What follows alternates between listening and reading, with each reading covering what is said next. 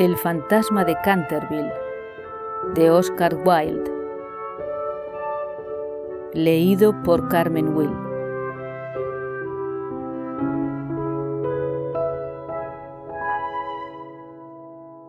Capítulo 1. Todos le dijeron al señor Hiram B. Otis, embajador de Estados Unidos de Norteamérica, que cometía un gran disparate cuando adquirió el castillo de Canterville, porque el lugar estaba embrujado. Hasta el mismísimo Lord Canterville, como hombre de gran honradez, se creyó en el deber de comunicárselo cuando pactaron las condiciones de venta. «Nosotros mismos no hemos vuelto a vivir allí», expuso Lord Canterville, «desde que a mi anciana tía, la duquesa viuda de Bolton, le dio un ataque del que no logró recobrarse nunca, a causa del terror que le produjo sentir sobre sus hombros dos manos esqueléticas cuando estaba vistiéndose para la cena. Me creo también obligado a decirle, señor Otis, que el fantasma ha sido visto por varias personas de la familia aún en vida, como asimismo por el párroco de la localidad, el reverendo Augusto Dampier, profesor asociado del Colegio de Cambridge. Después del lamentable incidente ocurrido a la duquesa, ninguno de los criados quiso continuar a nuestro servicio, y Lady Canterville muchas noches apenas si logró conciliar el sueño, debido a los ruidos misteriosos que provenían de la galería y la biblioteca. «Milord», respondió el embajador, «me quedo con el mobiliario y con el fantasma por lo que valgan.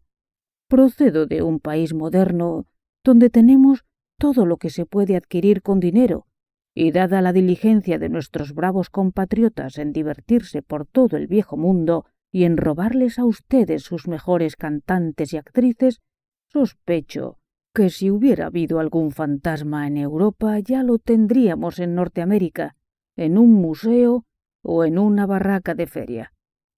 «Temo que el fantasma exista», dijo sonriendo Lord Canterville, «aunque haya podido resistir hasta ahora a las ofertas de los audaces empresarios norteamericanos.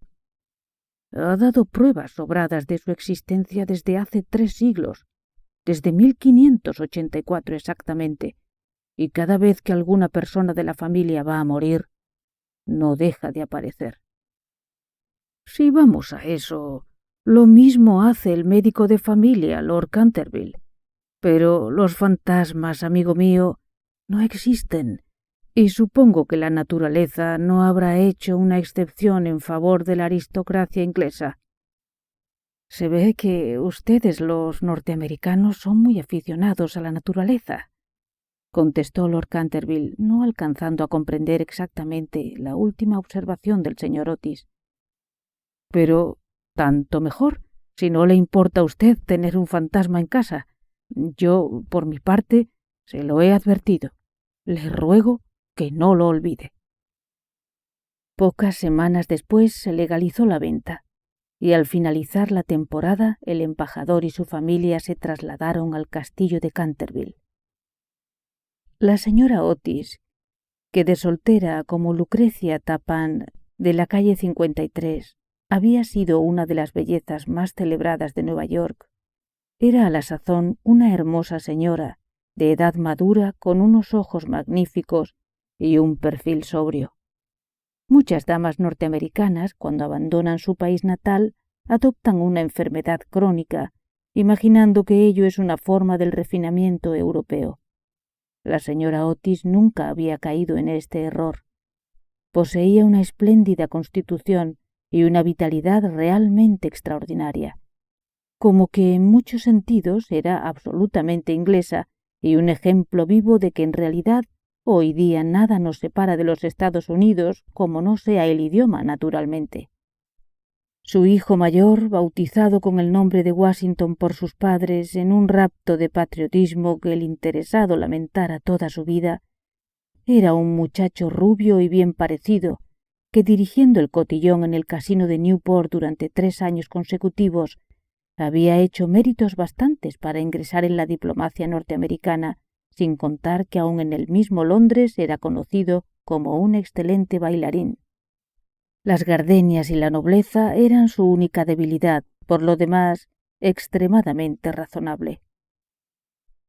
Virginia Otis era una muchachita de 15 años, esbelta y graciosa como un ciervo, y con una dulce expresión de candor, al par que de franqueza en sus grandes ojos azules. Era además una amazona sorprendente, y en una ocasión había corrido sobre su pony en competencia con el viejo Lord Bilton, y después de dar 2 veces la vuelta al parque, le había ganado, llegando ante la estatua de Aquiles con 1,5 cuerpos de ventaja, lo que provocó tan gran entusiasmo en el joven duque de Cheshire que se le declaró en el acto, razón por la cual sus tutores le enviaron a Eton aquella misma noche hecho un mar de lágrimas. Después de Virginia venían los gemelos, a quien habitualmente les llamaban las estrellas y las barras, porque estaban siempre dando motivos para que les zurraran. Eran 2 niños encantadores y, exceptuando al digno embajador, los únicos republicanos sinceros de la familia. Como el castillo de Canterville está a 7 millas de Ascot, la estación del ferrocarril más próxima, el señor Otis había telegrafiado que enviaran un coche, en el que montaron todos rebosantes de alegría. Era un atardecer de julio delicioso, y el aire estaba saturado del aroma de los pinos.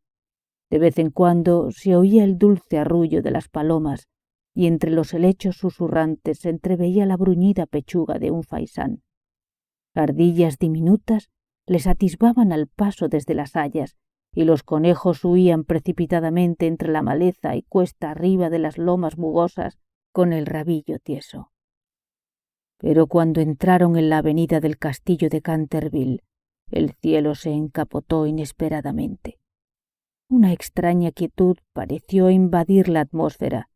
Una gran bandada de cornejas pasó silenciosamente sobre sus cabezas, y antes de llegar al castillo comenzaron a caer gruesas gotas de lluvia.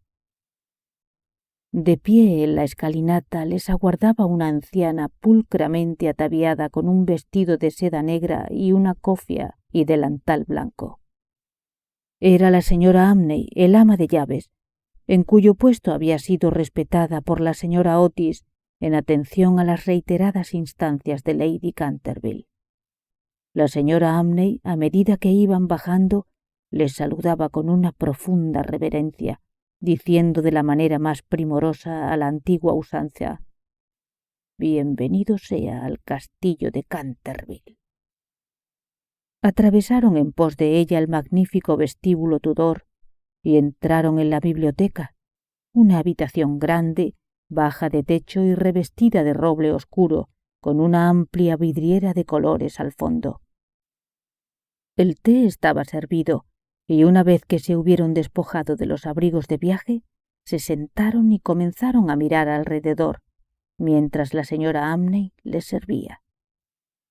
De pronto, la señora Otis percibió sobre el suelo junto a la chimenea una mancha de un rojo oscuro, y sin darse cuenta de lo que realmente significaba, preguntó a la señora Amney: «Parece como si se hubiera derramado algo ahí». «Sí, señora», replicó la anciana en voz queda. «Se derramó sangre». «¡Qué horror!», exclamó la señora Otis.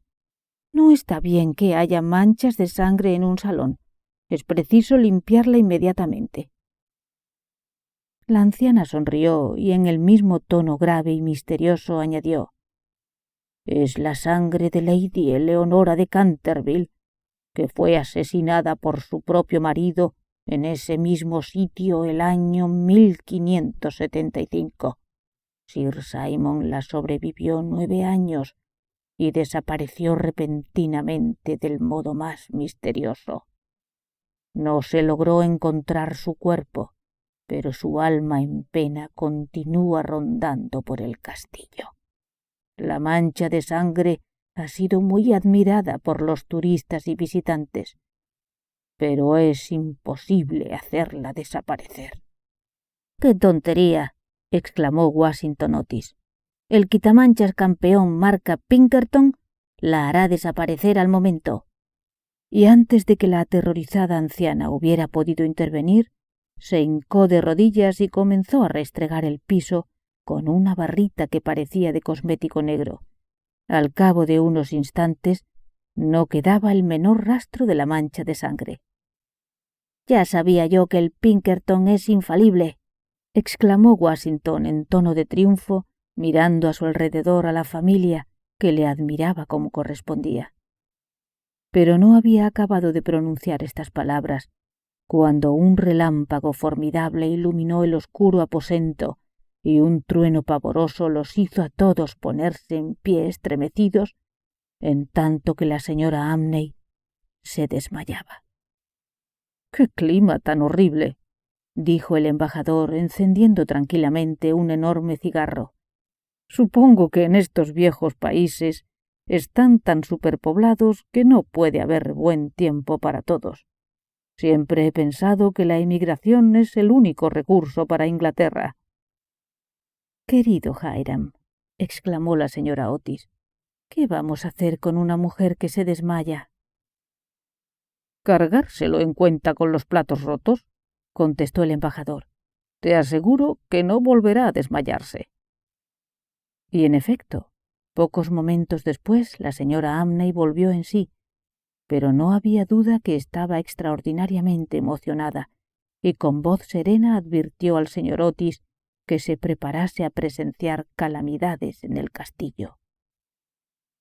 «He visto, señor», prosiguió, «cosas con mis propios ojos que pondrían los pelos de punta al más cristiano, y durante noches y noches no he podido dormir a causa de los horrores que aquí suceden». Pero el señor Otis y su señora aseguraron a la buena mujer que no tenían miedo a los fantasmas, en vista de lo cual, después de invocar las bendiciones de la providencia para sus nuevos señores y preparar las cosas para una próxima petición de aumento de sueldo, la anciana ama de llaves se dirigió con paso vacilante hacia su cuarto. Capítulo 2. Toda la noche rugió furiosamente la tormenta, pero nada de particular ocurrió. A la mañana siguiente, sin embargo, cuando bajaron a desayunar, se encontraron de nuevo con la terrible mancha de sangre en el suelo. «No creo que sea la culpa del quitamanchas Pinkerton», dijo Washington, «pues nunca ha fallado. Debe ser el fantasma». Frotó entonces la mancha por segunda vez, pero sin mejor éxito, porque a la mañana siguiente reapareció. Y allí estaba la tercera mañana, a pesar de que el señor Otis en persona cerró la biblioteca la noche anterior, llevándose la llave a su habitación. Ello fue causa de que la familia en masa se interesara en extremo. El señor Otis comenzó a sospechar que quizás había sido demasiado dogmático al negar la existencia de los fantasmas. La señora Otis manifestó su intención de afiliarse a la sociedad psíquica, y Washington preparó una extensa carta a los señores Meyer y Podmore, los autores de la obra sobre alucinaciones telepáticas, sobre la persistencia de las manchas de sangre relacionadas con un crimen. Aquella noche se desvanecieron definitivamente todas las dudas que hubieran podido quedar respecto a la existencia objetiva de los fantasmas. Había sido una jornada calurosa y de sol, y aprovechando el frescor del atardecer, toda la familia salió a dar un paseo en coche. No volvieron a casa hasta las 9 y cenaron ligeramente. La conversación no giró en modo alguno alrededor de los fantasmas. No había, por tanto, ni siquiera esas condiciones primarias de expectación y receptividad que tan a menudo preceden a las manifestaciones de los fenómenos psíquicos. Los temas de discusión, según me informó después el señor Otis, habían sido los de costumbre, tratándose de norteamericanos cultos de la clase alta, tales como la inmensa superioridad como actriz de Miss Fanny Davenport sobre Sarah Bernhardt, la dificultad de obtener maíz tierno, pan de trigo y polenta aún en las casas inglesas más distinguidas, la importancia de Boston en el desarrollo del alma universal, las ventajas del sistema de facturación de equipajes en los viajes por ferrocarril y la dulzura del acento neoyorquino comparada con la balbuciente pronunciación londinense. Ni la más ligera alusión a las cosas sobrenaturales, ni mención alguna de Sir Simon de Canterville. A las 11, toda la familia se retiró a sus habitaciones y a las 11:30 estaban apagadas todas las luces. Poco después, el señor Otis fue despertado por un extraño ruido en el pasillo. Era como un rechinar de metales y parecía aproximarse gradualmente. Se levantó, encendió una cerilla y consultó el reloj. Era la 1 en punto. Se sentía absolutamente tranquilo y, tomándose el pulso, pudo comprobar que no tenía la menor fiebre. Sin embargo, el ruido proseguía y al mismo tiempo se oyó distintamente un resonar de pasos. Calzándose las zapatillas, cogió un frasquito alargado de su estuche de aseo y abrió la puerta. Justamente frente a él, al claro de la luna, vio a un anciano de aspecto pavoroso. Sus ojos eran rojos como carbones encendidos, largos cabellos en desgreñados rizos grises caían sobre sus hombros. Sus vestiduras eran de corte antiguo y estaban polvorientas y andrajosas, y de sus muñecas y tobillos colgaban cadenas y grilletes enmohecidos. «Querido señor», dijo el señor Otis, «permítame recomendarle engrase esas cadenas, para lo cual le ruego acepte esta botellita de lubricante Tammany Sol Naciente. Aseguran que es eficacísimo y que basta una sola aplicación. En la etiqueta constan varios testimonios de nuestros más prestigiosos teólogos. Se lo dejaré aquí, al lado de las palmatorias, y si necesita usted más, tendré mucho gusto en procurárselo». Apenas pronunciadas estas palabras, el embajador de los Estados Unidos colocó el frasco sobre un velador de mármol y, después de cerrar la puerta, se retiró a descansar. Por un momento, el fantasma de Canterville permaneció inmóvil, presa de una fuerte indignación. Después, arrojando violentamente la botellita contra el suelo, huyó por el pasillo lanzando profundos gemidos y despidiendo una siniestra luz verdosa. Pero al llegar al rellano de la escalera principal se abrió de repente una puerta. Aparecieron 2 figuras blancas y una almohada salió proyectada hacia su cabeza. Evidentemente no había tiempo que perder. Adoptando entonces con toda premura la 4ª dimensión del espacio como medio defensivo, se desvaneció a través del muro y la casa quedó de nuevo en silencio. Al llegar a una reducida cámara secreta situada en el ala izquierda del castillo, se apoyó en un rayo de luna para recobrar el aliento y comenzó a meditar sobre su situación. Jamás en su brillante e ininterrumpida carrera de 300 años había sido insultado tan groseramente. Pensó en la duquesa viuda, a quien había aterrorizado hasta el punto de hacerla desmayarse en el momento en que se contemplaba ante el espejo cubierta de encajes y diamantes. En las 4 doncellas que habían sufrido un ataque de nervios simplemente por haberles hecho unas cuantas muecas a través de los visillos de uno de los dormitorios para invitados. En el párroco de la localidad, a quien había apagado de un soplo la vela con que se alumbraba, y que desde entonces quedara al cuidado de Sir William Gall, víctima de un desequilibrio nervioso.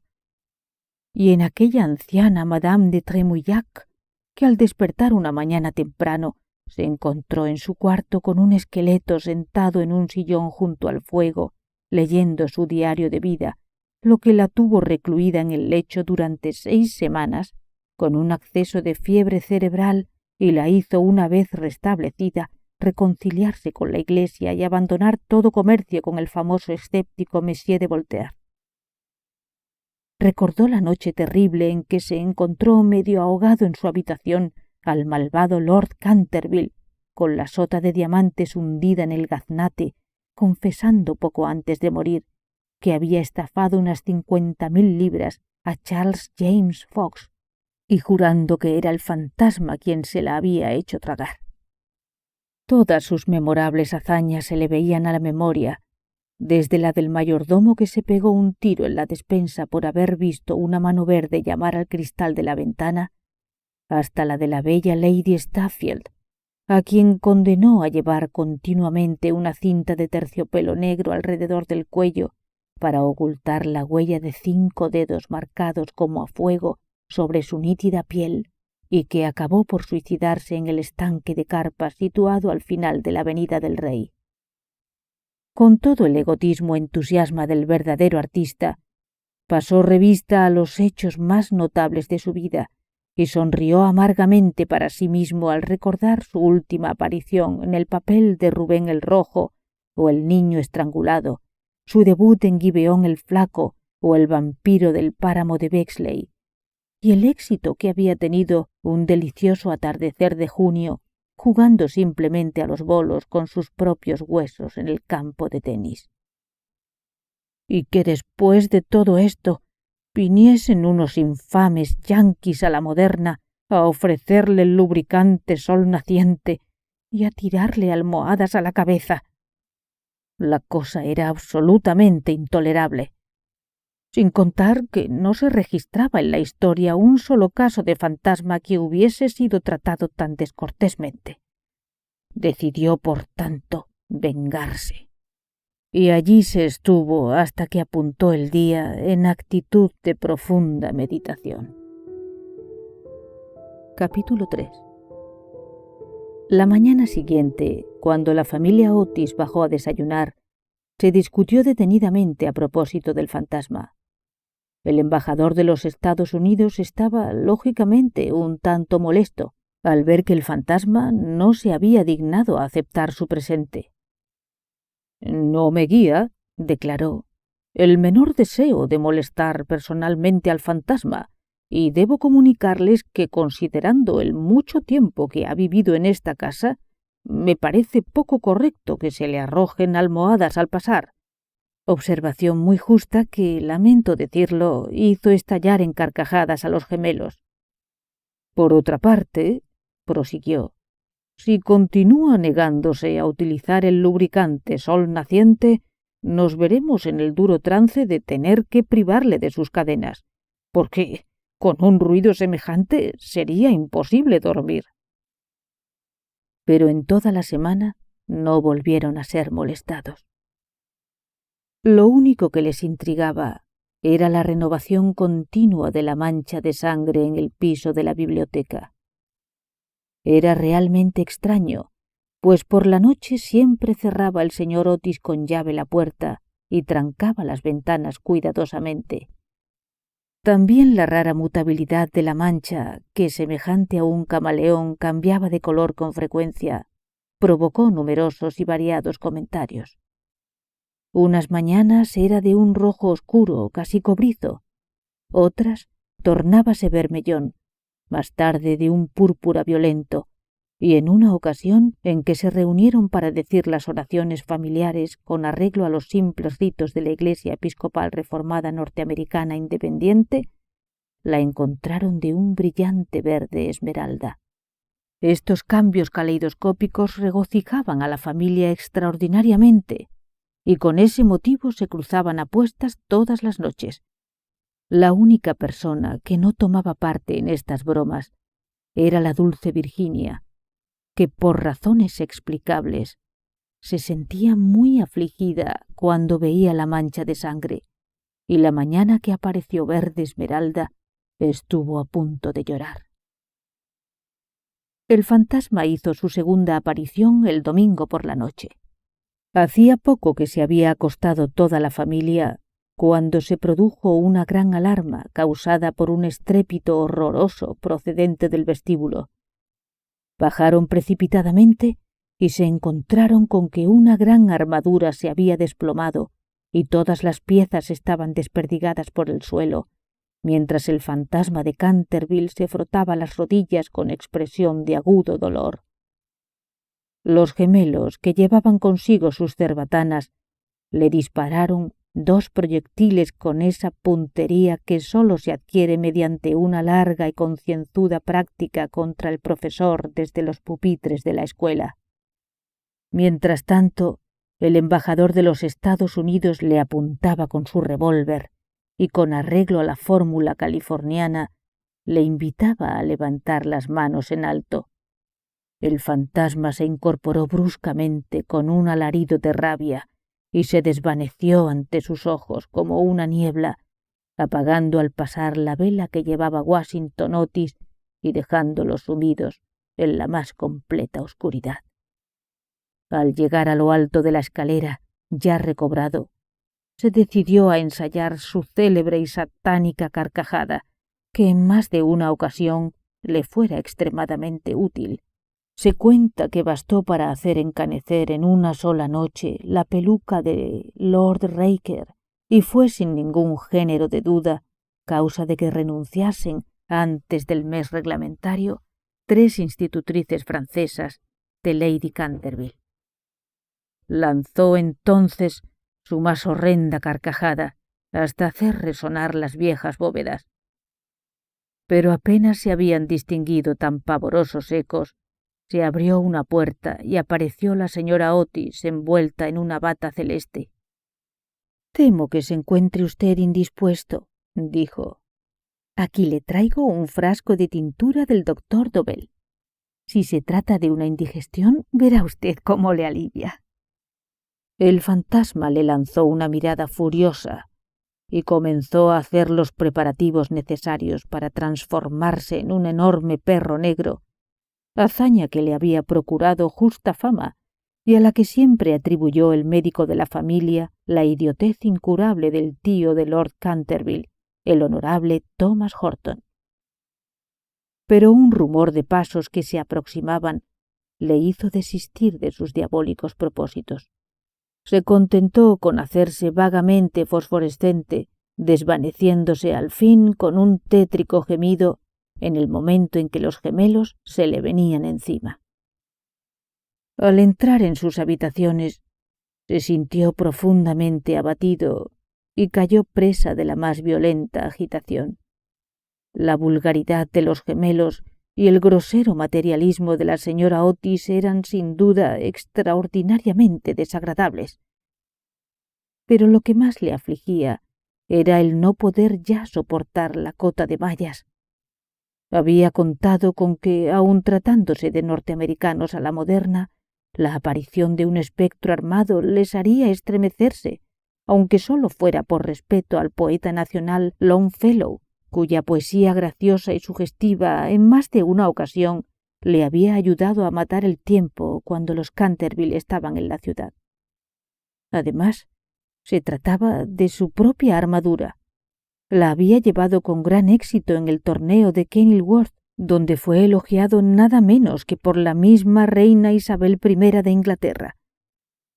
Pero cuando quiso ponérsela se había sentido materialmente aplastado bajo el peso de la coraza y del yelmo de acero, y había caído pesadamente sobre el suelo, desollándose las rodillas y lastimándose los nudillos de la mano derecha. Durante algunos días estuvo muy enfermo y solo se movió de su habitación para mantener la mancha en buen estado. No obstante, a fuerza de cuidados, acabó por restablecerse. Decidió hacer una tercera tentativa para aterrorizar al embajador de Estados Unidos y su familia.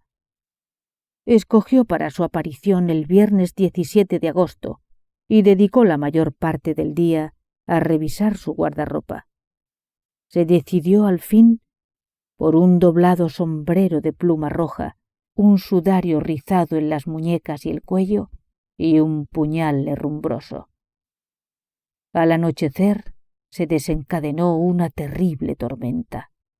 El viento era tan fuerte que todas las puertas y ventanas de la antigua mansión crujían y retemblaban. El tiempo, en suma, le convenía. Su plan era el siguiente. Se introduciría sigilosamente en el cuarto de Washington Otis, le farfullaría unas palabras desde los pies de la cama y le hundiría 3 veces el puñal en la garganta al son de una música en sordina. Profesaba particular ojeriza a Washington, porque sabía que era él quien hacía desaparecer obstinadamente la famosa mancha de sangre por medio del quitamanchas campeón. Después de haber reducido al insensato y temerario joven a un estado de terror abyecto, se dirigiría a la habitación que ocupaban el embajador de los Estados Unidos y su esposa. Una vez allí, posaría una mano viscosa sobre la frente de la señora Otis mientras murmuraría al oído de su trémulo cónyuge los secretos terribles del osario. Con respecto a Virginia, aún no tenía pensado nada. Nunca le había dirigido el menor insulto y además era tan bonita y tan dulce. Algunos gruñidos cavernosos desde el ropero, pensó, serían más que suficiente. Pero si no lograban despertarla, siempre podría arañar la colcha con dedos retorcidos por la parálisis. En cuanto a los gemelos, estaba absolutamente decidido a darles una lección. En primer lugar, se sentaría sobre sus pechos para darles una sensación angustiosa de pesadilla. Luego, como sus camas estaban una junto a otra, se situaría entre ellas bajo la forma de un cadáver verdoso y glacial, y allí permanecería hasta dejarlos petrificados de terror. Por último, se despojaría del sudario y se arrastraría alrededor de la alcoba, transformado en un esqueleto, con un solo ojo girándole en la órbita, en el papel de Daniel el Mudo o el esqueleto del suicida, que más de una vez produjera sensación. Realmente era tan admirable como su famosa interpretación de Martín el Maniático o el Misterio enmascarado. A las 10:30 oyó que la familia se retiraba a descansar. Durante algún tiempo se sintió inquieto por los alaridos y la risa de los gemelos, que con la natural alegría de los colegiales jugaban un rato antes de dormir. A las 11:15 todo quedó en reposo y cuando sonó medianoche se puso en marcha. El búho golpeaba los vidrios de las ventanas, el cuervo graznaba desde el tejo y el viento vagaba alrededor del castillo, gimiendo como un alma en pena. La familia Otis dormía inconsciente de su destino y a pesar de la lluvia y los truenos se oían los sonoros ronquidos del embajador norteamericano. Deslizóse el fantasma furtivamente a través del entablamento y una sonrisa proterva se dibujó en sus labios crueles y arrugados. La luna ocultó su rostro tras una nube cuando le vio pasar ante el mirador grande, donde sus propias armas y las de su esposa asesinada destacaban en azul y oro. Como una sombra maligna siguió adelante y las mismas tinieblas parecían retroceder a su paso. Hubo un momento en que creyó oír que le llamaban y se detuvo. Mas era un perro que ladraba desde la granja roja. Prosiguió su camino, murmurando extrañas maldiciones del siglo XVI y blandiendo a diestra y siniestra su enmohecido puñal en medio de la noche. Por fin llegó al ángulo del corredor que conducía a la habitación del infortunado Washington. Allí se detuvo un momento. El viento agitaba sus largos mechones grises alrededor de su cabeza y retorcía en los más grotescos y fantásticos pliegues el horror indecible de su sudario. En aquel momento sonaron en el reloj las 12:15 y sintió que había llegado la hora. Riendo entre dientes, dobló la esquina del corredor, pero apenas lo había hecho, retrocedió lanzando un lastimero gemido de terror y ocultando el rostro lívido entre sus manos. He aquí que ante él se erguía un horrible espectro, inmóvil como una estatua, monstruoso como la pesadilla de un loco. Su cabeza era calva y reluciente, su rostro redondo, adiposo y lívido. Una risa espantosa parecía haber contraído sus rasgos en una mueca eterna. Sus ojos despedían rayos de luz escarlata, la boca parecía un abismo de fuego, y un traje horrible, semejante al suyo, envolvía en su nieve silenciosa aquella forma de titán. Colgaba de su pecho un cartel con una extraña inscripción en caracteres antiguos. Algún estigma de vergüenza, sin duda, acaso una relación de horrendos pecados, un monstruoso calendario de crímenes quizás. Con su mano derecha mantenía en alto una cimitarra de deslumbrante acero. Como hasta entonces no había visto un fantasma, se sintió lógica y terriblemente amedrentado. Después de lanzar otra ojeada rápida al horroroso espectro, huyó hacia su habitación pisándose el sudario y dando traspiés según corría por los pasillos, acabando por perder el puñal herrumbroso, que fue a caer dentro de una de las grandes botas del embajador, donde lo encontró a la mañana siguiente el mayordomo. Una vez que se hubo refugiado en su cuarto, se arrojó sobre el jergón de su lecho y ocultó la cabeza entre las sábanas. Poco después, sin embargo, recobró el legendario valor de los Canterville y decidió hablar al otro fantasma tan pronto como amaneciera.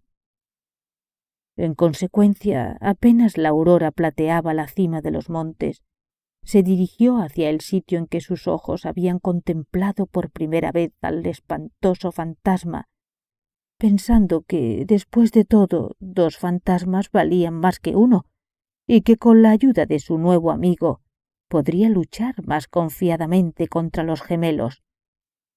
Pero cuando hubo llegado, un espectáculo desolador se ofreció a sus ojos. Evidentemente, algo le había sucedido al espectro, pues la luz había huido de las cuencas de sus ojos, el alfanje relumbrante había caído de sus manos, y su cuerpo se apoyaba contra el muro en una actitud incómoda y violenta. Se precipitó hacia el espectro y le cogió en sus brazos, quedando horrorizado al ver que su cabeza se desprendía y rodaba por el suelo, mientras el cuerpo se desplomaba, y él, el auténtico, se daba cuenta de que estaba abrazando a una cortina blanca, y que una escoba, una cuchilla de cocina y una calabaza ahuecada yacían a sus pies. Incapaz de comprender tan curiosa transformación, se apoderó del cartel con mano febril y a la indecisa claridad del alba leyó estas terribles palabras. El fantasma Otis, único espectro verdadero y original. Desconfiad de las imitaciones. Todos los otros son una falsificación.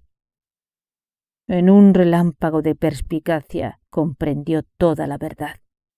Había sido burlado, mistificado, ultrajado. El mirar de los antiguos Canterville reapareció en sus ojos. Apretó con rabia sus desdentadas mandíbulas y, elevando al cielo sus manos descarnadas, juró, con arreglo a la fórmula pintoresca de la antigua escuela, que cuando el canto optimista del gallo sonara 2 veces, sucedería algo tremendo y la muerte saldría de su guarida con pies silenciosos. Apenas había acabado de pronunciar tan terrible juramento cuando del rojo tejado de una alquería lejana se elevó el canto de un gallo. Rió prolongada y quedamente, con risa amarga, y esperó.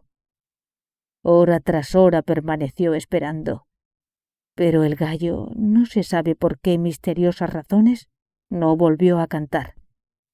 Por fin, a eso de las 7:30, la llegada de las criadas le hizo renunciar a su pavorosa vigilia y regresó a su habitación, meditando sobre sus vanas esperanzas y sus fallidos propósitos.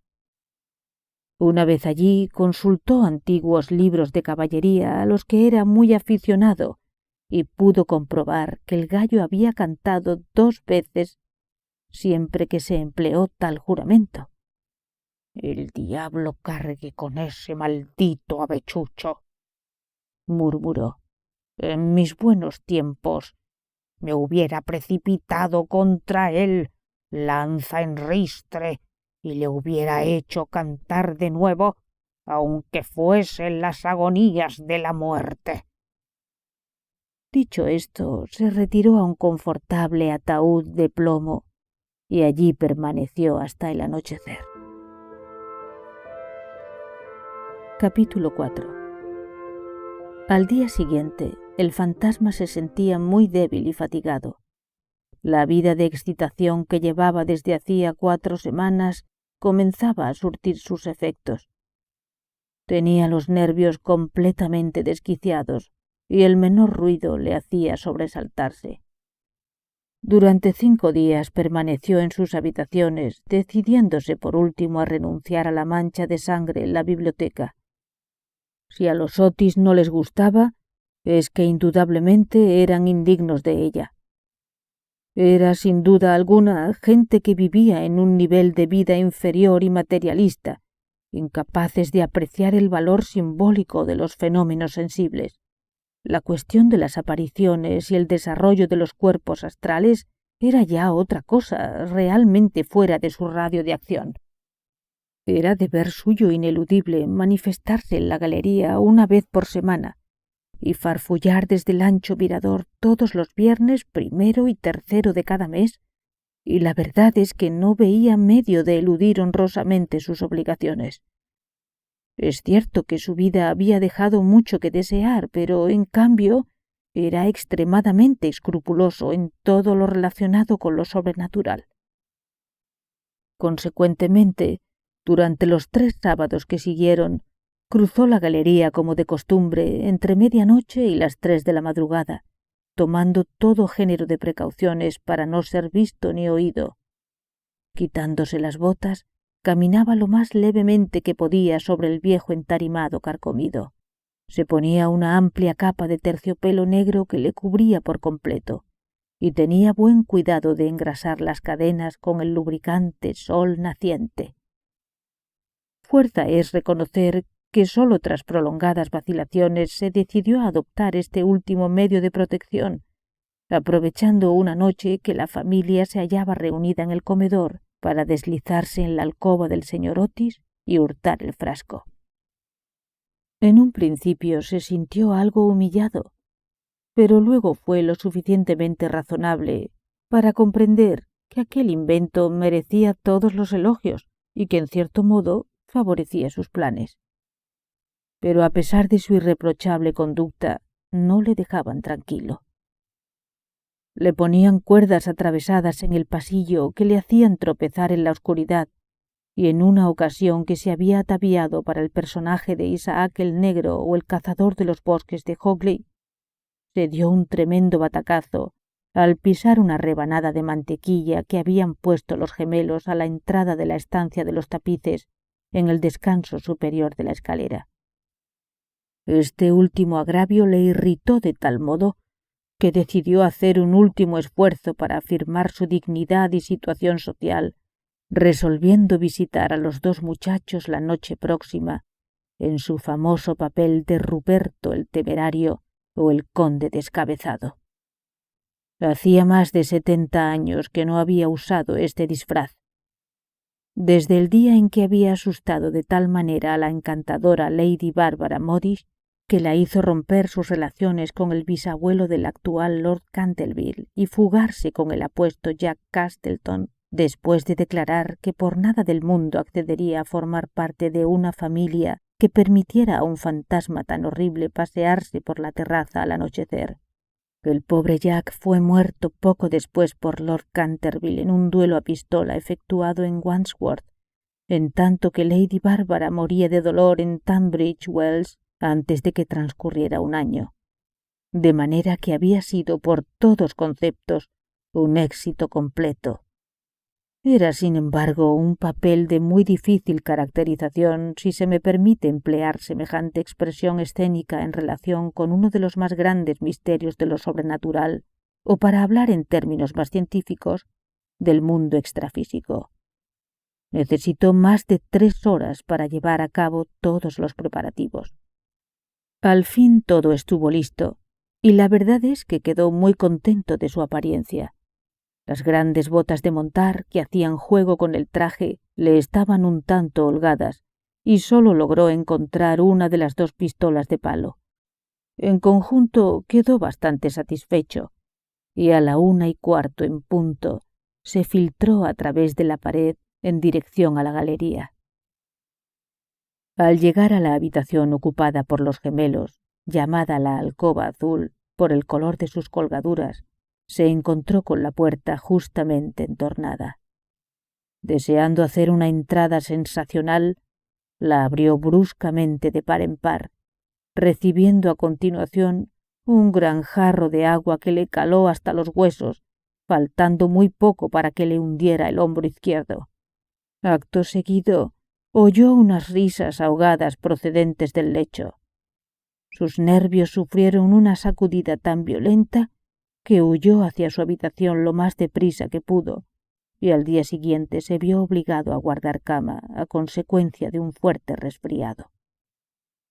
Lo único que le consolaba en todo aquello era el no haber llevado consigo su cabeza, pues de haberlo hecho las consecuencias hubieran podido ser mucho más serias.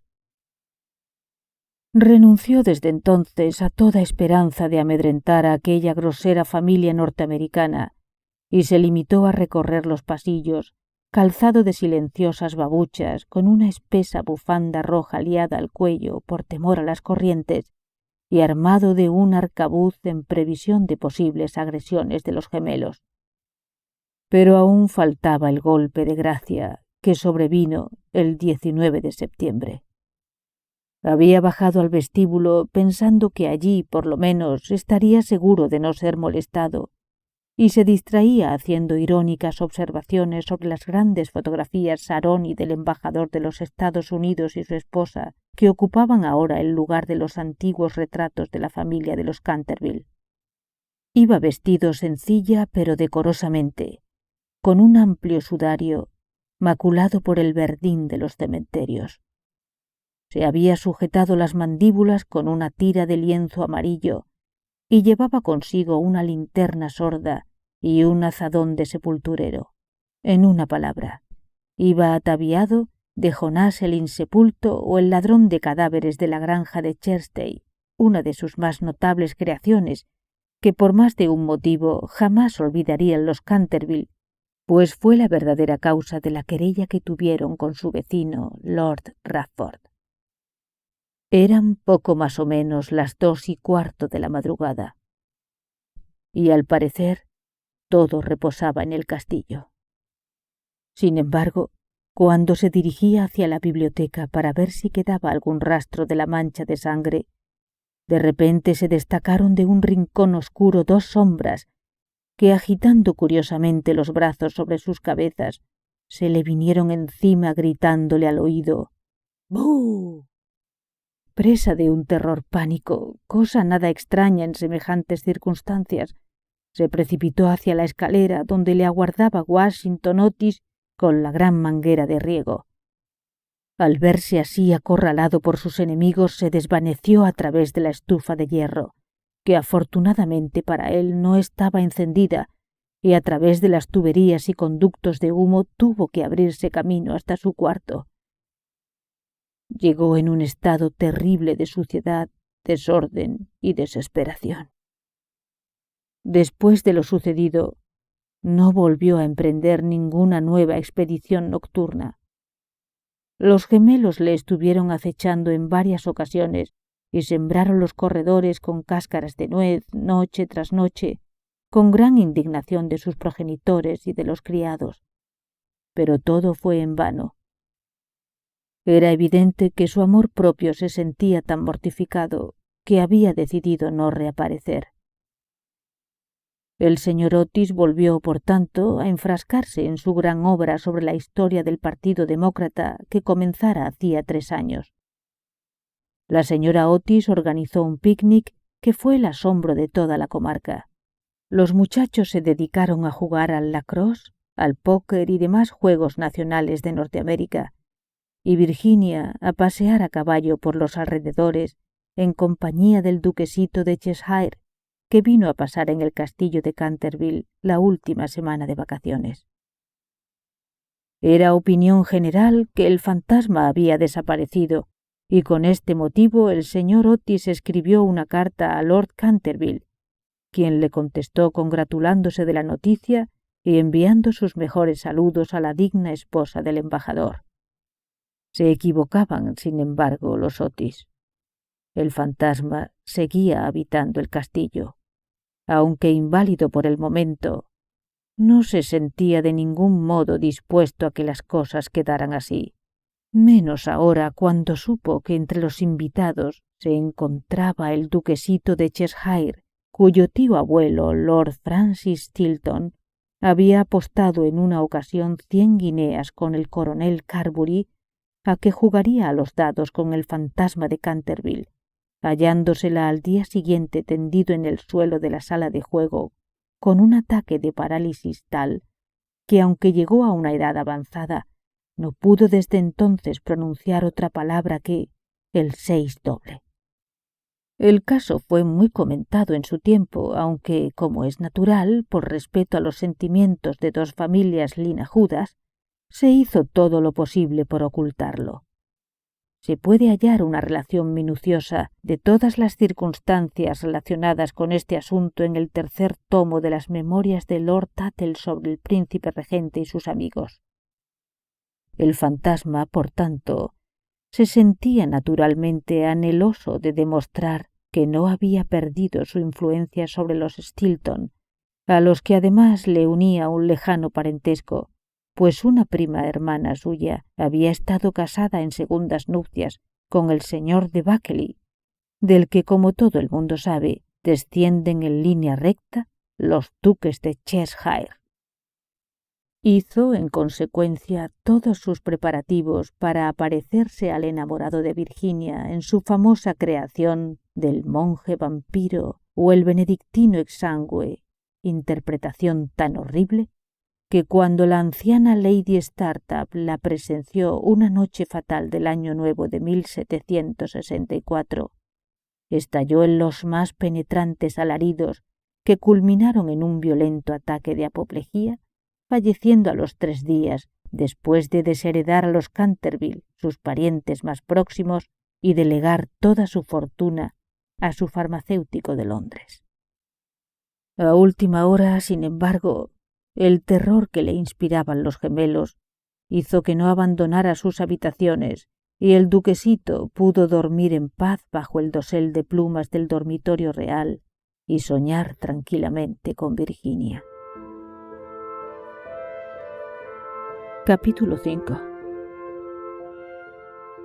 Pocos días después, Virginia y su enamorado caballero salieron a pasear por las praderas de Brockley, donde al franquear una valla se desgarró la muchacha de tal manera el vestido que al volver a casa decidió subir por la escalera interior a fin de no ser vista. Al pasar corriendo ante la estancia de los tapices, como diera la casualidad de que la puerta estuviese abierta, le pareció ver a alguien en el interior y, pensando que podía ser la doncella de su madre, entró con la idea de pedirle que le cosiera el traje. Pero con gran sorpresa suya, se encontró con el fantasma de Canterville en persona. Estaba sentado junto a la ventana, contemplando el oro marchito de los árboles otoñales y las hojas cobrizas que danzaban frenéticamente avenida abajo en brazos del viento. Tenía la cabeza apoyada en una mano y toda su actitud expresaba el más profundo abatimiento. Tan decaído y tan postrado era su aspecto, que Virginia, cuya primera idea había sido correr a encerrarse en su cuarto, se sintió apiadada y decidió tratar de consolarle. Pero era su andar tan ligero y tan profunda la melancolía del fantasma, que éste no se dio cuenta de su presencia hasta que Virginia le habló. «Crea usted que siento mucho todo lo sucedido», comenzó. «Pero mis hermanos vuelven a Eton mañana, y de aquí en adelante, si se porta usted bien, nadie le molestará». Es absurdo aconsejarme que me porte bien, contestó el fantasma, mirando lleno de sorpresa a la encantadora muchacha que se había aventurado a interpelarle. Completamente absurdo. Yo necesito hacer rechinar mis cadenas, gemir a través de las cerraduras y pasearme durante la noche, si es a eso a lo que usted se refiere. Es mi única razón de ser. No es de ningún modo una razón de ser, y bien sabe usted que ha sido muy malo. La señora Amney nos dijo el día que llegamos aquí que había usted matado a su señora. Sí, señor. De acuerdo, dijo el fantasma con petulancia. Pero fue un asunto puramente familiar que a nadie incumbe. Está muy mal matar, dijo Virginia, que de vez en cuando sacaba una dulce gravedad puritana, sin duda heredada de algún antepasado de la Nueva Inglaterra. Detesto la severidad barata de la ética abstracta. Mi mujer era vulgarísima. Jamás me tenía los puños bien almidonados y no entendía una palabra de cocina. Figúrese usted que un día maté un gamo en los bosques de Jugle, una magnífica pieza. Pues bien, ¿quiere usted saber cómo me lo presentó a la mesa? Pero, en fin, poco importa ya, es cosa pasada. Aunque la verdad es que no creo que estuviese nada bien, por parte de sus hermanos, dejarme morir de hambre, aunque yo la matara. ¿Matarle de hambre? Oh, señor fantasma, quiero decir, Sir Raymond, ¿tiene usted hambre? ¿No querría usted un emparedado que tengo en el costurero? No, gracias. Ahora nunca como nada, pero de todos modos es usted muy amable, mucho más simpática que el resto de su horrible, grosera, ordinaria y poco honorable familia. Alto ahí, gritó Virginia, dando con el pie en tierra. Usted sí que es grosero, horrible y ordinario, y en cuanto a época de honorabilidad, debo recordarle que me ha robado todos los colores de mi caja de pintura para mantener esa ridícula mancha de sangre en la biblioteca. Empezó usted hurtándome los rojos, incluso el bermellón, y me impidió pintar más puestas de sol. Luego se llevó usted el verde esmeralda y el amarillo, acabando por no dejarme más que el índigo y el blanco porcelana, de manera que solo podía pintar escenas a la luz de la luna, que siempre son deprimentes y nada fáciles de pintar. Ya sabe usted que nada le he dicho, aunque le aseguro que no me hacía ninguna gracia, sin contar con que la cosa era en extremo ridícula, pues ¿quién ha visto nunca una mancha de sangre verde esmeralda? Conformes, reconoció el fantasma con cierta docilidad. Pero ¿qué otra cosa podía hacer? Es realmente muy difícil hoy en día procurarse sangre auténtica, y como su hermano fue quien empezó con su quitamanchas campeón, no veo por qué razón no iba a poder yo usar sus pinturas. En cuanto al color, es cuestión de gustos. Además, los Canterville tienen sangre azul, la más azul de Inglaterra. Pero ya sé que ustedes, los norteamericanos, no le dan importancia a esas cosas. No sabe usted una palabra de nosotros, y lo mejor que podría hacer es emigrar y aprender. Mi padre tendrá mucho gusto en facilitarle un pasaje gratis, aunque los derechos de aduana correspondientes a los espíritus sean de la clase que sean, son muy elevados, no tendría usted grandes dificultades para pasar, pues todos los empleados son del Partido Demócrata, y una vez en Nueva York puede usted estar seguro de que tendría un gran éxito. Conozco mucha gente que daría $100,000 por tener un abuelo y muchísimo más por un fantasma de familia. No creo que me gustasen gran cosa los Estados Unidos. Porque no tenemos ruinas ni curiosidades, ¿verdad? Preguntó irónicamente Virginia. Que no tienen ruinas ni curiosidades, pues ¿Y su marina? ¿Y sus modales? Buenas noches. Voy a pedir a papá que conceda otra semana de vacaciones a los gemelos. No, no, no, por favor, señorita, imploró el fantasma. Estoy tan solo y soy tan desgraciado que realmente no sé lo que digo. Quisiera dormir y no puedo. Pero es absurdo. Bastaría con que se acostase usted y apagara la vela. A veces es muy difícil estar despierto, sobre todo en misa, pero para dormir no creo que haya dificultad. Hasta los niños pequeños lo saben, y eso que no son muy inteligentes, que digamos. No he dormido hace 300 años, dijo tristemente el fantasma, mientras los hermosos ojos azules de Virginia se dilataban de asombro. Desde hace 300 años no he dormido y me siento muy cansado.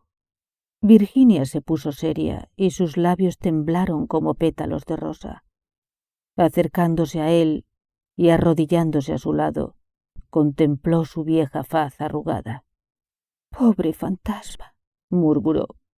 «¿no tiene usted dónde poder dormir?»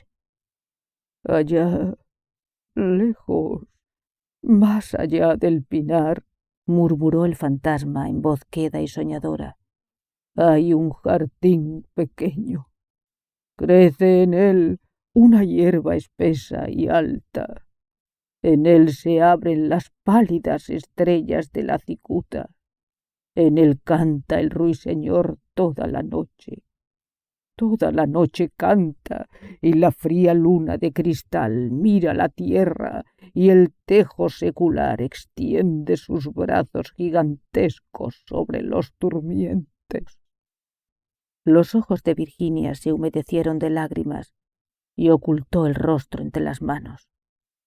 «El jardín de la muerte, ¿quiere usted decir?», murmuró. «Sí, de la muerte. La muerte debe ser tan hermosa. Descansar sobre la tierra oscura y suave, bajo la hierba acariciada por el aire, y escuchar el silencio. No tener ni ayer ni mañana. Olvidar el tiempo, perdonar la vida, reposar en paz. Usted puede ayudarme. Usted puede abrirme las puertas de la muerte, porque el amor está siempre al lado de usted, y el amor es más fuerte que la muerte». Virginia tembló. Sintió un escalofrío helado que recorría su cuerpo, y durante breves instantes reinó un gran silencio. Parecíale como si fuera presa de una terrible pesadilla. Luego el fantasma habló de nuevo y su voz era semejante al suspirar del viento. ¿Ha leído usted alguna vez la antigua profecía inscrita sobre la vidriera de la biblioteca? «Oh, muchas veces», exclamó la muchacha mirándole. «La conozco muy bien. Está pintada en unas letras negras muy raras y muy difíciles de leer. Son solamente 6 líneas. Cuando una virgen rubia haga brotar de labios del pecador una oración, cuando el almendro seco dé su flor o un niño sus lágrimas derrame, tranquila entonces la casa quedará y la paz a Canterville volverá». Pero no sé lo que significa. «Significa», dijo el fantasma tristemente, «que debe usted llorar conmigo mis pecados, porque yo no tengo lágrimas, y orar conmigo por mi alma, porque yo no tengo fe.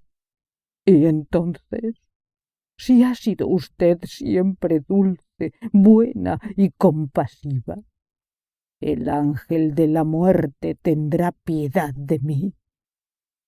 Verá usted seres monstruosos en las tinieblas y voces malignas murmurarán a su oído. pero no podrán nada contra usted, pues contra la pureza de una virgen los poderes del infierno no pueden prevalecer. Virginia no contestó, y el fantasma se retorció con desesperación las manos al contemplar su cabecita rubia inclinada. Pero de pronto la muchacha se puso en pie, muy pálida, y con una extraña luz en los ojos, exclamó con firmeza: «No tengo miedo. Pediré al ángel que tenga compasión de usted». El fantasma se levantó de su asiento, lanzando un grito de alegría y tomándola de la mano e inclinándose con una cortesía que recordaba tiempos pasados, puso en ella sus labios. Sus dedos estaban helados y sus labios eran como de fuego, pero Virginia no desfalleció mientras era conducida a través de la estancia sombría. Sobre un tapiz de un verde descolorido aparecían bordados unos cazadores que al paso de ella soplaron en sus cuernos y le hicieron señas de que volviera atrás. «¡No sigas, Virginia! ¡No sigas!», le gritaban. Pero el fantasma le apretó más fuerte la mano y ella cerró los ojos para no verlos.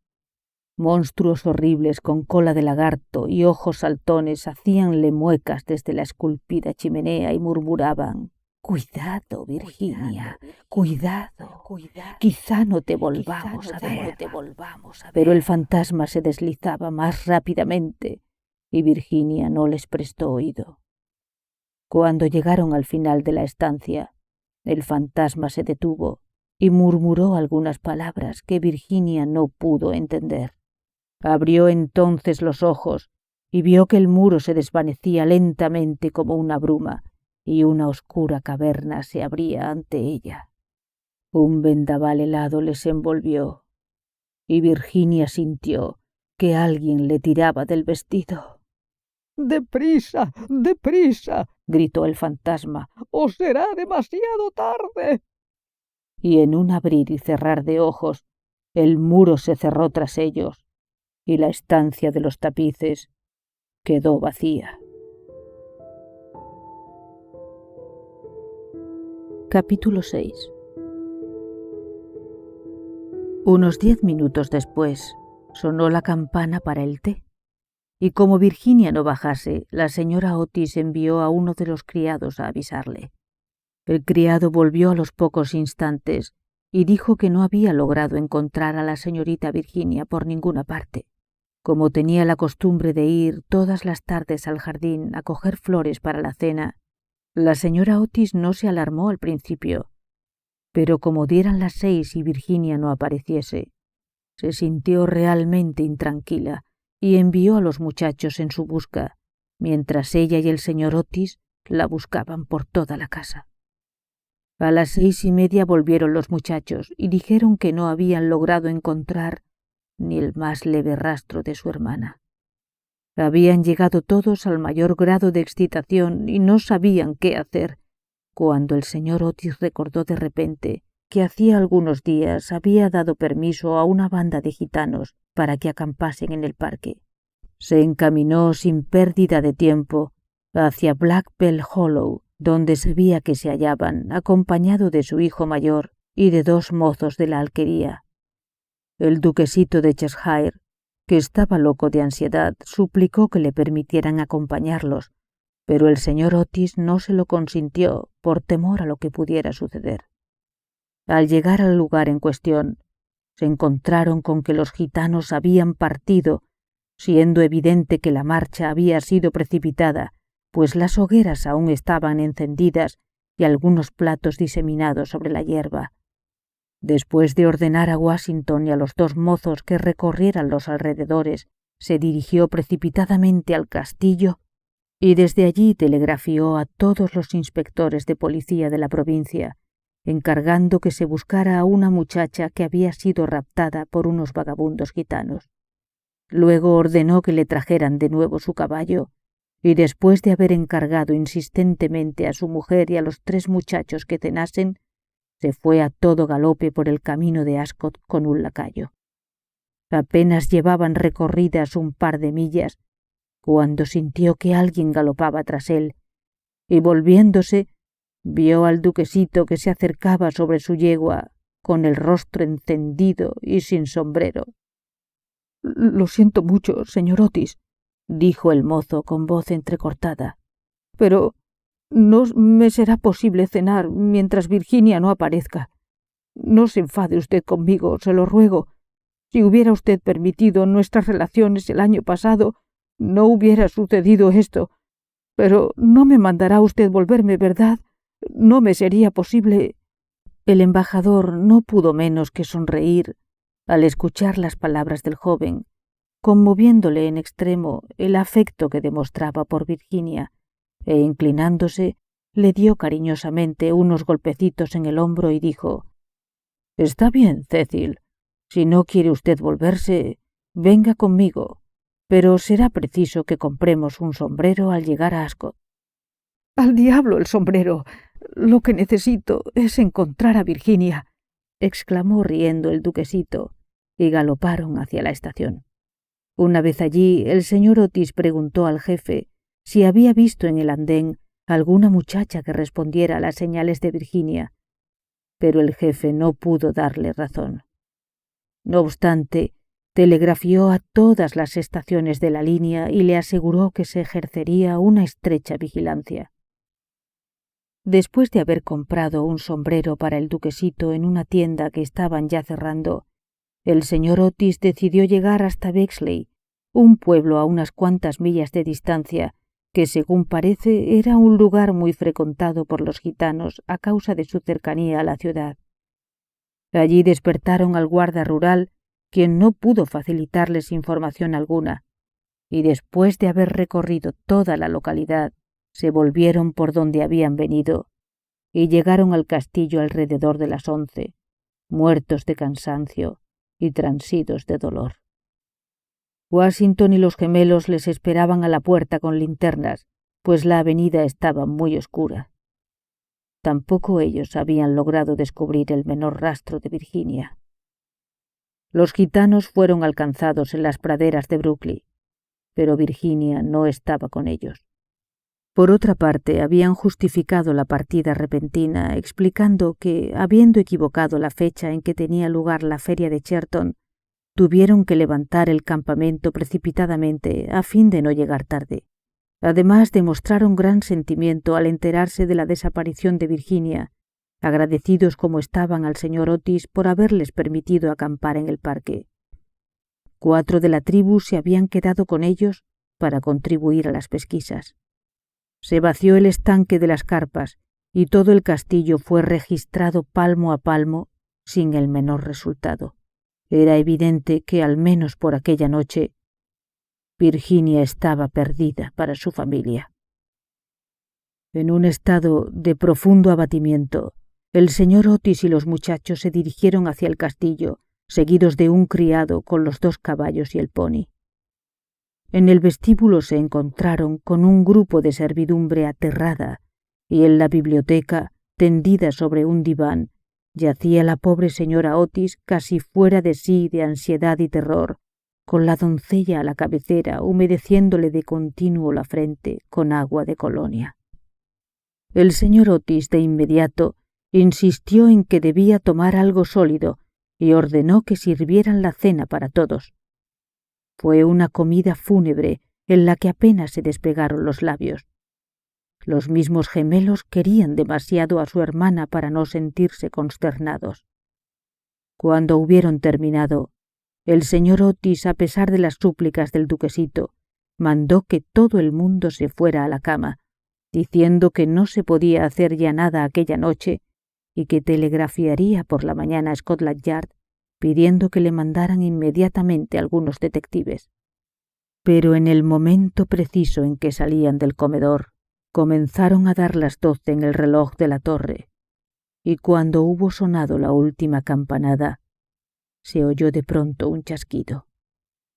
A continuación un grito agudísimo. Un trueno pavoroso hizo retemblar el castillo. Una música ultraterrena lo invadió todo. Un tabique del rellano de la escalera se hundió ruidosamente, y en el espacio abierto apareció Virginia, muy pálida, muy blanca, con un cofrecillo en la mano. Todos se precipitaron hacia ella. La señora Otis la estrechó apasionadamente entre sus brazos. El duquesito casi la asfixió de besos, y los gemelos ejecutaron una danza salvaje de guerra en torno al grupo. «Alabado sea Dios, hija mía.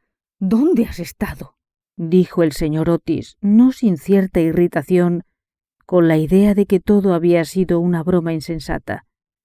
«Cecil y yo hemos recorrido toda la comarca a galope en tu busca, y tu madre ha estado a punto de morir del susto. Que no se vuelvan a repetir estas bromas». «Nada de bromas, como no sea el fantasma», gritaron los gemelos haciendo cabriolas. «Gracias a Dios que te hemos encontrado, hija mía. Ya no te apartarás nunca de mi lado», murmuró la señora Otis, besando a la trémula muchacha y alisando el oro un tanto enmarañado de sus cabellos. «Papá», dijo Virginia dulcemente, «he estado con el fantasma. Ha muerto y tienen que venir a verle. Fue muy malo, pero se ha arrepentido sinceramente de todo lo que hizo y me ha regalado este cofrecillo de joyas antes de morir». Toda la familia la contempló, muda de asombro. Virginia estaba muy seria y, volviéndose hacia la puerta por donde apareciera, les condujo a través del muro por un estrecho pasadizo secreto. Washington, que llevaba en la mano una vela encendida que cogiera de la mesa, venía el último. Por fin llegaron ante una gran puerta de roble tachonada de grandes clavos herrumbrosos. Apenas Virginia la hubo tocado, giró sobre sus pesados goznes, abriéndoles paso a una reducida cámara abovedada que iluminaba una ventanita con rejas. Empotrada en la pared había una gran argolla de hierro, y sujeto a ella por una cadena, un esqueleto amarillento tendido todo a lo largo sobre el suelo, en actitud de querer alcanzar con sus largos dedos descarnados una escudilla y una jarra colocadas fuera de su alcance. La jarra, evidentemente, había estado llena de agua en otro tiempo. Su interior estaba tapizado de verdín. En la escudilla solo se percibía un montoncito de polvo. Virginia se arrodilló junto al esqueleto y, juntando las manos, comenzó a rezar en silencio, mientras los demás contemplaban llenos de asombro la terrible tragedia, cuyo secreto les era ahora revelado.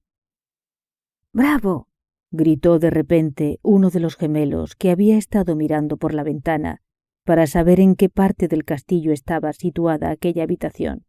«El viejo almendro seco ha florecido. Desde aquí se ven perfectamente las flores a la luz de la luna». «Dios te ha perdonado», dijo Virginia gravemente, poniéndose en pie. Y una luz maravillosa pareció iluminar su rostro. «Eres un ángel», gritó el duquesito, y echándole los brazos al cuello, la besó. Capítulo 7. 4 días después de tan curiosos sucesos, a eso de las 11 de la noche, salía un cortejo fúnebre del castillo de Canterville. La carroza iba arrastrada por 8 caballos negros, y cada uno de ellos llevaba un gran penacho de plumas de avestruz sobre la cabeza. El féretro estaba cubierto por un rico paño de púrpura, sobre el cual aparecían bordadas en oro las armas de los Canterville. A uno y otro lado de la carroza y de los coches caminaban los criados con antorchas encendidas, y toda la procesión resultaba en extremo impresionante. Lord Canterville presidía el duelo. Había venido expresamente de Gales para asistir al funeral y ocupaba el primer coche con Virginia. En el segundo iban el embajador de los Estados Unidos y su esposa. En el siguiente, Washington y los 3 muchachos. Y en el último la señora Amney, pues fue opinión general que, habiendo vivido bajo la influencia terrorífica del fantasma durante más de 50 años, tenía derecho a verle desaparecer para siempre. Se había cavado una profunda fosa en un rincón del cementerio, justamente bajo el tejo secular, y el reverendo Augusto Dampier leyó el oficio de difuntos en el tono más solemne.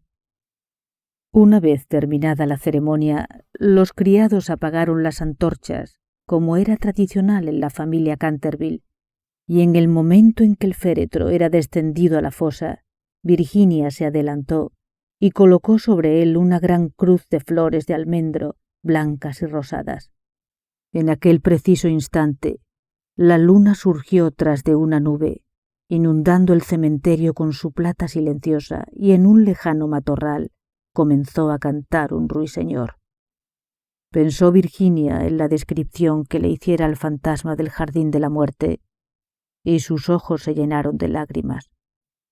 Durante el trayecto de regreso, apenas pudo pronunciar una palabra. A la mañana siguiente, antes de que Lord Canterville regresara a la ciudad, el señor Otis tuvo una entrevista con él para tratar de las joyas que el fantasma regalara a Virginia. Eran realmente espléndidas, sobre todo un collar de rubíes de antigua montura veneciana, ejemplar soberbio del siglo XVI y de tan gran valor que el señor Otis sintió considerables escrúpulos en permitir a su hija que lo aceptara. «Milord», dijo a Lord Canterville, «sé que en este país la ley del mayorazgo se aplica lo mismo a los bienes muebles que a los inmuebles. Es por tanto indudable que estas joyas, siendo bienes muebles, son o deben ser consideradas como formando parte del patrimonio de su familia. Le ruego a usted, pues, que las lleve consigo a Londres y las considere como una simple porción de su propiedad, restituida en condiciones un tanto extrañas. Por lo que respecta a mi hija, aún es una niña y puedo asegurar con alegría que no le interesa gran cosa el poseer objetos de lujo inútiles.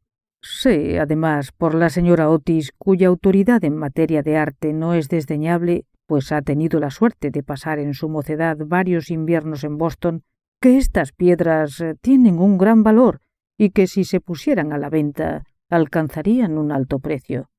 En estas condiciones reconocerá usted, Lord Canterville, la imposibilidad en que me encuentro de permitir que queden en poder de un miembro de mi familia, sin contar que tan vanos adornos sientan muy bien y hasta son necesarios a la aristocracia inglesa, pero estarían completamente fuera de lugar en quienes han sido educados con arreglo a los principios severos y a mi juicio inmortales de la simplicidad republicana. A lo sumo quizás me atrevería a indicar que Virginia se alegraría mucho de que le permitiese usted conservar el cofrecillo como recuerdo del que, a pesar de sus extravíos, fue su infortunado antecesor. Como es muy antiguo y por consiguiente está en muy mal estado, quizás no tenga usted inconveniente en complacerla. Yo, por mi parte, le aseguro que me sorprende en extremo descubrir que una hija mía tiene esas aficiones medievales, fenómeno que solo me explico por el hecho de haber nacido Virginia en uno de los suburbios de Londres, poco después del regreso de la señora Otis de un viaje a Atenas. Lord Canterville escuchó gravemente el discurso del digno embajador, atusando su bigote de cuando en cuando para ocultar una involuntaria sonrisa, y cuando el señor Otis hubo terminado, le estrechó la mano cordialmente y dijo: «Mi querido amigo, su encantadora hija ha prestado un gran servicio a mi infeliz antepasado Sir Simon, y tanto yo como mi familia nos consideramos obligadísimos para con ella por su maravilloso valor y sangre fría.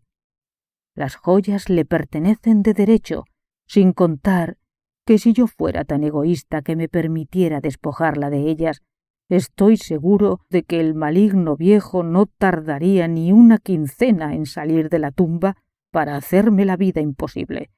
En cuanto a que constituyan parte del mayorazgo, nada que no conste en testamento u otro documento legal cualquiera puede ser considerado como tal, mucho menos estas joyas, cuya existencia era totalmente desconocida hasta ahora.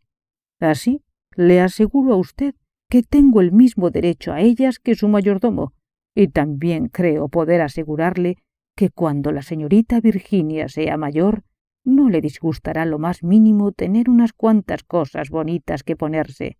Además, olvida usted, señor Otis, que en el precio de venta quedó incluido el valor del fantasma y que, por tanto, todo lo que pudiera pertenecerle pasó a ser propiedad de usted desde aquel momento.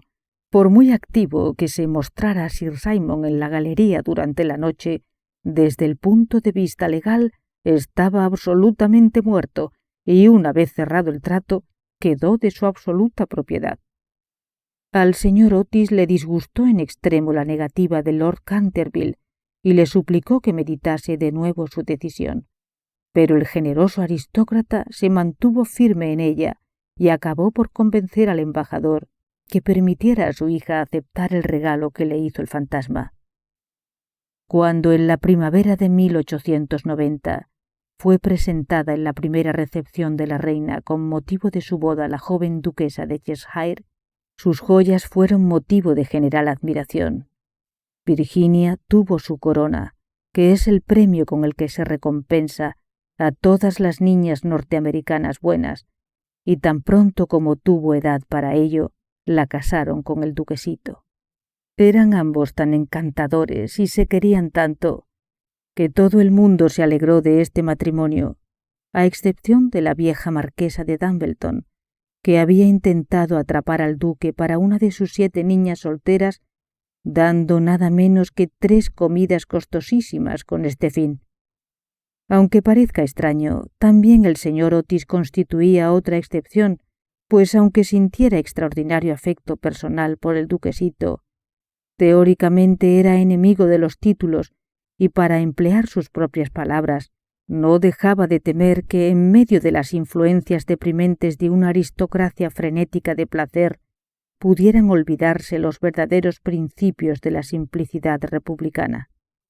Sus objeciones, sin embargo, fueron completamente dominadas, y sospecho que, cuando avanzaba del brazo de su hija por la nave de la iglesia de San Jorge de Hanover Square, no había un hombre más satisfecho en toda Inglaterra. Una vez pasada la luna de miel, el duque y la duquesa se trasladaron al castillo de Canterville, y al día siguiente de la llegada se dirigieron paseando al atardecer hacia el cementerio solitario junto al pinar. En un comienzo hubo grandes dificultades con respecto a la inscripción que convenía grabar sobre la lápida de Sir Simon, pero al fin se decidió poner simplemente las iniciales de su nombre y los versos de la profecía. La duquesa había llevado consigo un ramo de magníficas rosas que esparció sobre la tumba, y luego de haber estado un rato de pie junto a ella, se pusieron a pasear por el claustro ruinoso de la antigua abadía. La duquesa se sentó sobre una columna caída, mientras su marido, echado a sus pies, fumaba un cigarrillo y contemplaba sus hermosos ojos. De repente, arrojando el cigarrillo, le tomó una mano y dijo: «Virginia, una mujer no debe tener secretos para su marido». «Yo no tengo secretos para ti, querido Cecil». «Sí, los tienes», contestó él sonriendo. «Nunca me dijiste lo que te sucedió cuando estuviste encerrada con el fantasma». «No se lo he dicho a nadie, Cecil», dijo Virginia gravemente. «Ya lo sé, pero podrías decírmelo a mí». «No me lo pidas, Cecil, te lo ruego. No podría decírtelo. Pobre Sir Simon, le debo mucho. Sí, Cecil, no te rías, es verdad. Me hizo comprender lo que es la vida y lo que significa la muerte, y por qué el amor es más fuerte que ambas». El duque se levantó y besó a su mujer apasionadamente. «Puedes guardar tu secreto con tal de que tu corazón sea mío». «Siempre ha sido tuyo, Cecil». «Y algún día se lo dirás a nuestros hijos, ¿verdad?» Virginia se ruborizó.